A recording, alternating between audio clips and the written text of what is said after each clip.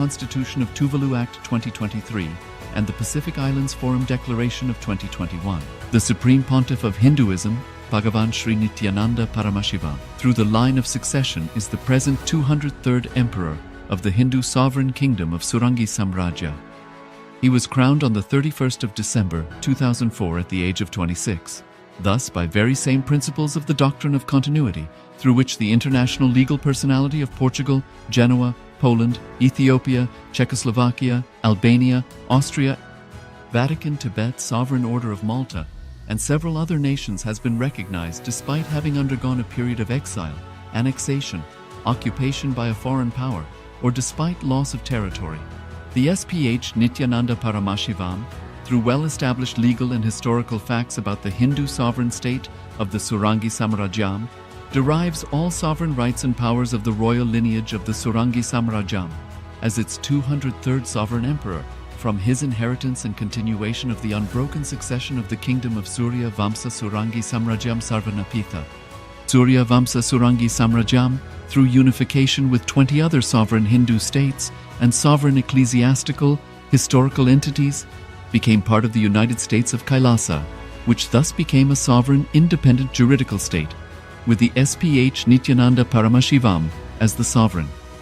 Just as how the oceanic nations like Tuvalu have safeguarded their sovereignty from the existential threat of total submersion by amending their constitution and asserting that their sovereignty will persist regardless of the loss of their territory, KAILASA, which is a sovereign continuation of 21 sovereign Hindu states and sovereign ecclesiastical historical entities, is also reviving and continuing the Kumari Kandam Hindu nations that got submerged.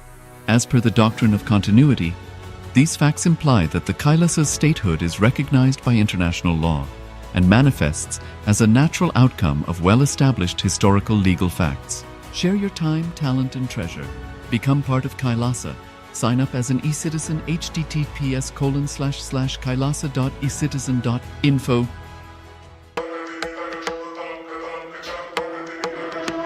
With Paramashiva's grace, we have evolved UAN, United Nations for Ancient Nations.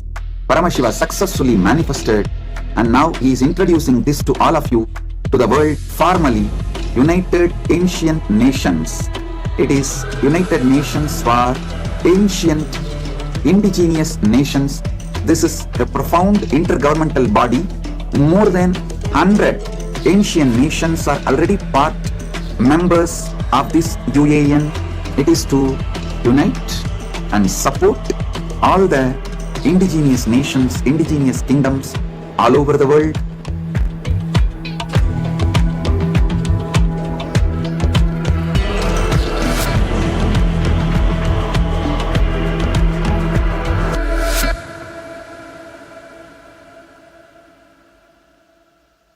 Around 5,000 years ago, at the end of Mahabharat War, the ancient enlightened Hindu civilization consisted of 10,000 Hindu traditions, or sampradayas, that existed in 56 Hindu nations, 200 Hindu kingdoms, 1,700 Hindu provinces that covered more than 6 million kilometers square of Asia. The Supreme Pontiff of Hinduism, SPH, Bhagavan Sri Nithyananda Paramashivoham, is the reviver of KAILASA, this ancient, enlightened Hindu civilizational nation. KAILASA is an unbroken cultural, religious, historical, civilizational, and sovereign continuation and revival of multiple of these historical Hindu sovereign states and Hindu ecclesiastical entities. The unbroken continuity of these ancient Hindu nations through KAILASA results in the legal recognition of KAILASA as per the international customary law, particularly the doctrine of continuity. The international law, the doctrine of continuity, implies that upheavals and revolutions within a country, changes in government, territorial adjustments, measures taken during military occupation, or other internal transformations do not negate the existence of the country, do not affect the legal personality and international obligations of the country or state. The Vienna Convention on Succession of States in respect of treaties, 1978, addresses these principles of the doctrine of continuity as it outlines international law during situation of state succession or continuation. International law recognizes a state's legal personality by recognizing its identity. This perspective extends even during the period when the given state or country is annexed or occupied by a foreign power. Even in such cases, the legal personality of the state is considered to persist, enabling its subsequent re-establishment. Historical examples dating back to the 18th century include cases like Portugal and Genoa that were re-established after the Vienna Congress of 1815. More recent examples include countries such as Poland, Ethiopia, Czechoslovakia, Albania, and Austria that were re-established after World War II. Even when a nation is deprived of its territory, the nation continues to exist. Its sovereignty and international legal personality continues to persist. The Dalai Lama, as the spiritual and temporal leader of Tibet, exemplifies this principle. In 1959, the Dalai Lama was exiled and forced to flee. Despite the challenges faced, the Dalai Lama continues to advocate for the preservation of Tibetan culture and garners worldwide support for Tibetan autonomy on the global stage. Similarly, from 1309 to 1376, the Pope of Catholicism had been in exile in Avignon. Despite this, he was recognized as the head of state as well as head of the Church and given full privileges of the position after their return to Rome. Even in 1861, much of the papal territories had been lost, leaving the Pope with no sovereign territory other than the papal residence and related buildings. Yet his temporal powers were still acknowledged. He was recognized as a head of state, and later, the Lateran Treaty of 1929 formally re-established papal sovereignty over the Vatican City. The Sovereign Order of Malta further exemplifies this principle, retaining international recognition as a sovereign entity despite the permanent loss of their territory upon Napoleon's invasion in June 1798. Despite such permanent loss of territory, the sovereignty and the international legal personality of the Sovereign Order of Malta continue to persist. Much later in 1894, the order settled in Rome and acquired two properties, the Magistral Palace and the Magistral Villa that received extraterritorial status. Today, the order maintains diplomatic relations with 112 countries, issues its own diplomatic passports, currency stamps, and vehicle registration plates, and has been granted observer status in the United Nations. All these examples of state re-establishment illustrate the principle of continuity of states, as per international law, that a state's legal personality persists over time. A nation continues to exist even after a complete loss of territory. A far more striking example is of the oceanic countries, which are under the threat of their entire nation being drowned and submerged due to rising sea levels owing to global warming. In response to such existential threat of climate change, Pacific Island nations, including Tuvalu, have enacted constitutional amendments and made international declarations affirming that their nation and their sovereign rights will continue to persist, despite their entire territory being lost to the sea. This proactive stance is highlighted in the Constitution of Tuvalu Act 2023 and the Pacific Islands Forum Declaration of 2021. The Supreme Pontiff of Hinduism, Bhagavan Sri Nithyananda Paramashivoham, through the line of succession is the present 203rd Emperor of the Hindu Sovereign Kingdom of Surangi Samrajya. He was crowned on the 31st of December 2004 at the age of 26. Thus, by very same principles of the doctrine of continuity, through which the international legal personality of Portugal, Genoa, Poland, Ethiopia, Czechoslovakia, Albania, Austria, Vatican, Tibet, Sovereign Order of Malta, and several other nations has been recognized despite having undergone a period of exile, annexation, occupation by a foreign power, or despite loss of territory. The SPH Nithyananda Paramashivoham, through well-established legal and historical facts about the Hindu sovereign state of the Surangi Samrajyam, derives all sovereign rights and powers of the royal lineage of the Surangi Samrajyam as its 203rd sovereign emperor from his inheritance and continuation of the unbroken succession of the kingdom of Surya Vamsa Surangi Samrajyam Sarvanapitha.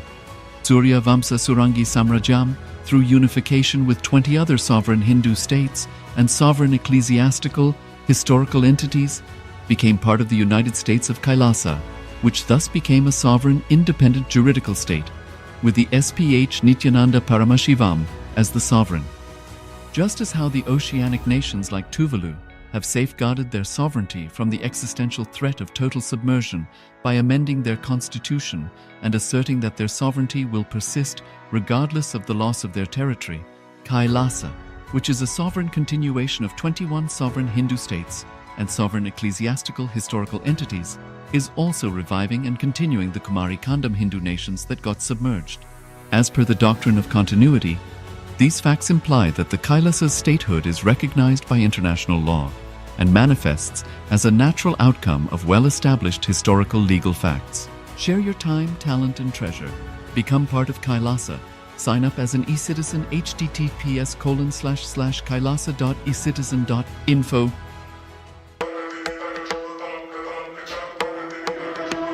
With Paramashiva's grace, we have evolved UAN, United Nations for Ancient Nations. Paramashiva successfully manifested, and now he is introducing this to all of you, to the world formally United Ancient Nations. It is United Nations for Ancient Indigenous Nations. This is a profound intergovernmental body. More than 100 ancient nations are already part members of this UAN. It is to unite and support all the indigenous nations, indigenous kingdoms all over the world.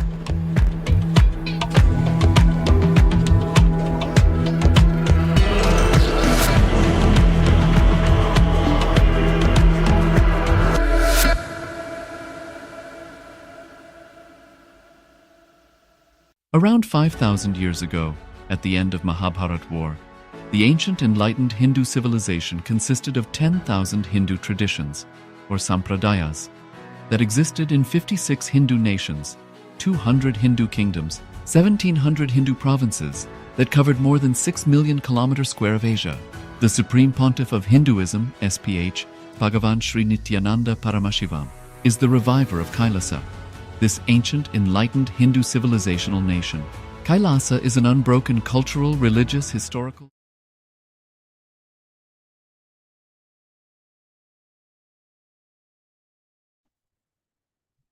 Nithyanandam Paramaskadam Kevalam Jnanamurtim Dvandvatitam Gaganasudisham Tattvamasya Dilaksham Ekam Nityam Vimalamachalam Sarvadhi Sakshibhutam Bhavatitam Trigunarahitam Sadgurutam Namami. Nityananda, yes, Nityananda, all of you. So after this powerful revelations by Swamiji, hope all of you have enjoyed darshan and received the powerful cognition. And let's take this opportunity to share your experience, share your powerful clicks that you had. So we can understand, as Swamiji himself says, that all the clicks that you have, all the powerful understanding that you have, the more you share, the more powerful strength that you get. So that's why let's take a moment and start sharing. And meanwhile, let's get ready for the power manifestation as well. So we'll be manifesting the power of third eye, seeing picture blindfolded. We'll be projecting you the image on your screen, and through the power of third eye, see what is being projected. Yes, and understand when you share the powerful cognitions that you've got, you reinforce it in your mind.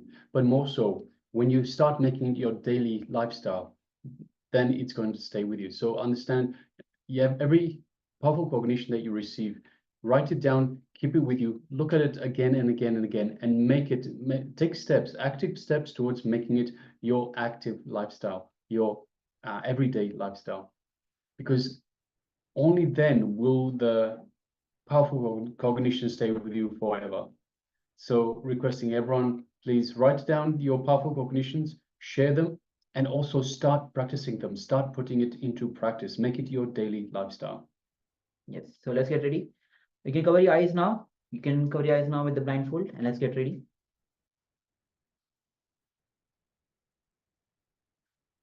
Requesting all the participants, please cover your eyes and sit with your head and spine in a straight line. Requesting everyone that are still off camera to please come on camera and let's take part in this power manifestation. Meanwhile, let us quickly welcome everyone. We have young Chow Chuanaya, Nithyananda Maya. We have Ma Judy, Nithyananda Ma. We have Ma Chun Yu, Nithyananda Ma Teresa, Nithyananda Ma Nitya Prema Tavasi, Nithyananda Ma Trinetrikananda, Ma Feng Aya, Ma Parabrahma Swarupini, Lu Chi Aya, Ma He Anchi, Ma Ananda Ananda Parama Shakti, Ma Paramashiva, and Chow Yu Wang Ma. Welcome to everyone. Let us get ready for this power manifestation. So we're requesting everyone, if you haven't already done so, please put on your eye bands or any piece of cloth that will cover your eyes, such that you cannot see through the material itself. Make sure it is opaque in nature. And let us sit comfortably with the head, neck, and spine in a straight line. Now slowly bring our awareness to our inner space, our Ananda Gandha, which is just below the heart center. So the heart center, the Anahata chakra, is in the middle of our chest. About one palm width below that is our Ananda Gandha, our inner space. It is the space that Swamiji has initiated us in to connect to him, to connect to the divine, to be in the space of oneness with Swamiji in our very own inner space. So let us connect to Swamiji. Let us remember Swamiji in our inner space and understand, simply by remembering Swamiji in our inner space, we invoke the Master, because he's available to us. He's there waiting for us to reach out. So let us do just that. Let us remember Swamiji in our inner space. Let us remember everything that Swamiji is, represents, and means to us. The full essence that is Swamiji, the Master, the Supreme Pontiff of Hinduism, the living avatar, the embodiment of Paramashiva himself. Remember all the experiences that you've experienced with the Master. Bring all of that into your inner space. And feel that feeling connection you have to the Master, to Swamiji. Feel all of that in your inner space, just below the heart center.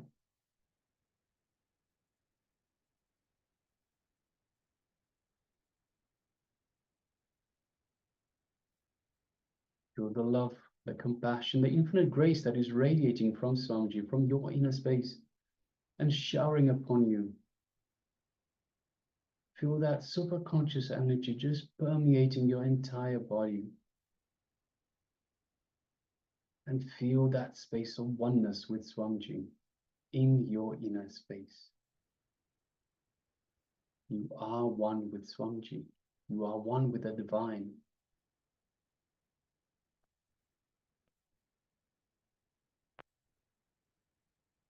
Now let us shift our awareness just gently to the third eye, in between the eyebrows. And let us visualize Swamiji in our third eye, our Anya chakra.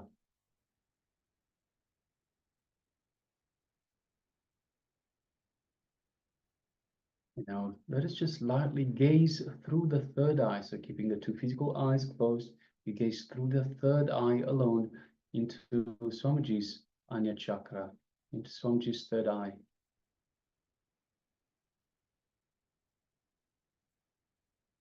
As we do so, we feel an energetic connection from the Master's third eye to our third eye. We feel a light built up of energy in our third eye, as Swamiji is awakening and energizing our third eye for this power manifestation.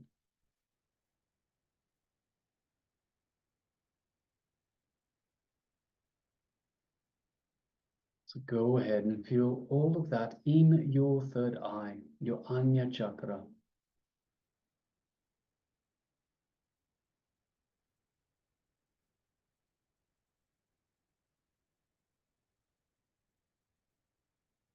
Now let us start chanting the Mahavakya, the cosmic code word Swamiji has given us to connect to him, to connect to the divine. And the Mahavakya goes as Om Nithyananda Paramashivoham, meaning Om, in internal bliss, I am Paramashiva. So let us start chanting this Mahavakya. Let's begin. Om Nithyananda Paramashivoham. Om Nithyananda Paramashivoham. Om Nithyananda Paramashivoham. Let's continue chanting this Mahavakya. And from the space of oneness with Swamiji in your inner space, let us now start manifesting this power of third eye vision, seeing images blindfolded. The image is being displayed for you now.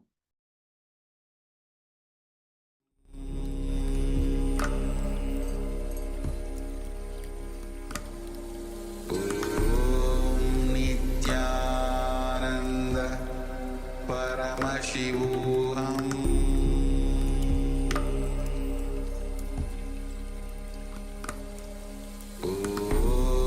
Nithyananda Paramashivoham.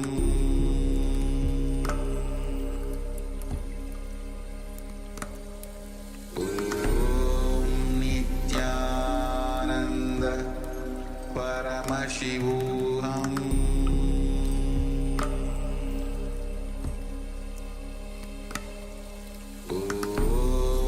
Nithyananda Paramashivoham. Nithyananda Paramashivoham.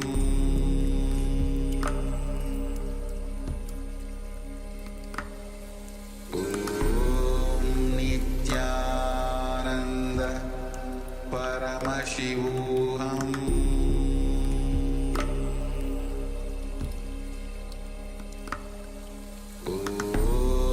Nithyananda Paramashivoham.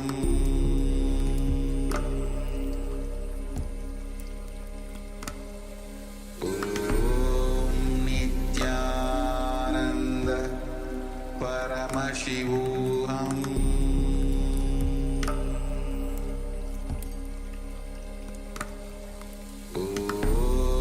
Nithyananda Paramashivoham.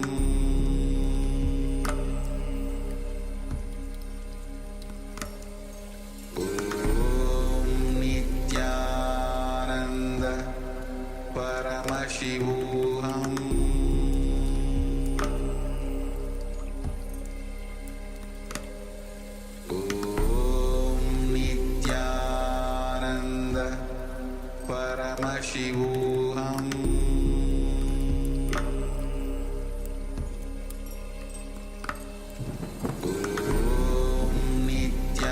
Nithyananda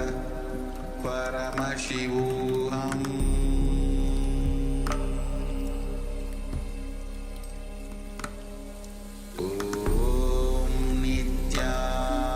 Nithyananda Paramashivoham.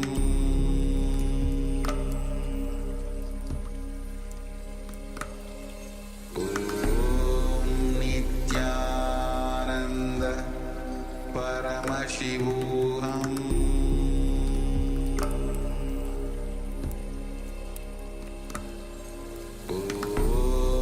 Nithyananda Paramashivoham.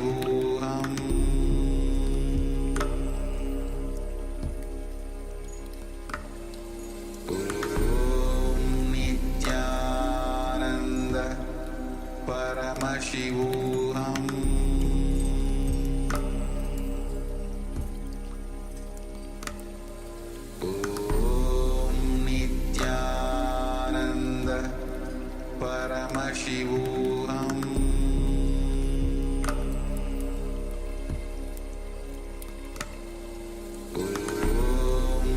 Nithyananda Paramashivoham.